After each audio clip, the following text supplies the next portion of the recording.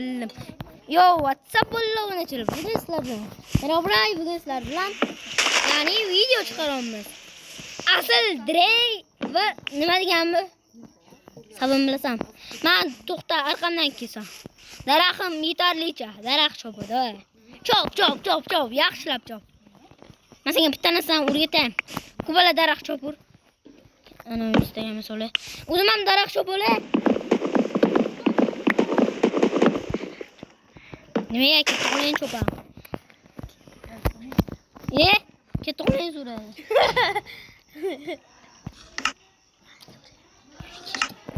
Qansan, qaqqa topsam men bizdan yo'qman. Qansan? Obunachilar, like bosish eslardan chiqmasin. Ne olacak? Qanisan? Abul yur arqamdan yur. Kevaqqa. To'g'ri, men saklayapti-da. Qanaqapti? Mana sakrash kerak, bag'ini o'tirish kerak. Nima qilish kerak? Xo'p, shunga nima qiladi? Shunga sen nima qilasan? Oddiy yursang bo'ladi, ketib ketasan-ki. Sakrab chiq. Mana, chiqib ekansan. Shunaqa o'ynab turasan endi. Nimalar bosgan bo'lsang. Mana. Tanga blok qo'yib chiq. Mana blok.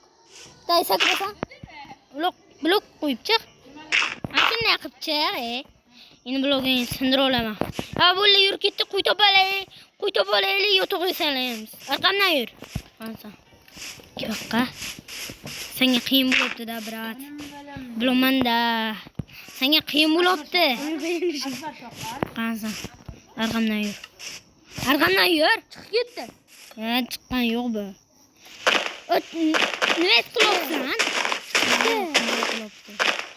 Nima qilyapsan? Qaragin. Ana chiqdi dedimmi? Chiqqan yo'q-ku. Nima bo'lmayapti? Ha bo'l. Arqamdan yura olasanmi ish qilib? Men yo'limga kelman. Kevaqqa. Ke? Yur. Ayol ketdimi sen? Nima?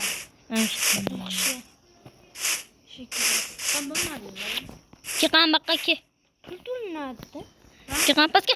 Qo'y topdik. Ke arqamdan. Ke. Qo'y. Arqamdan tush. Pastga.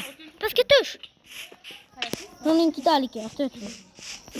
Mana o'zini chadan asta suv. Qo'ylam aqllida. Bos.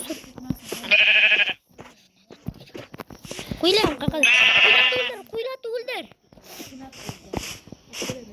Zo'r fokusni bilaman. Qo'ylatni fokusni.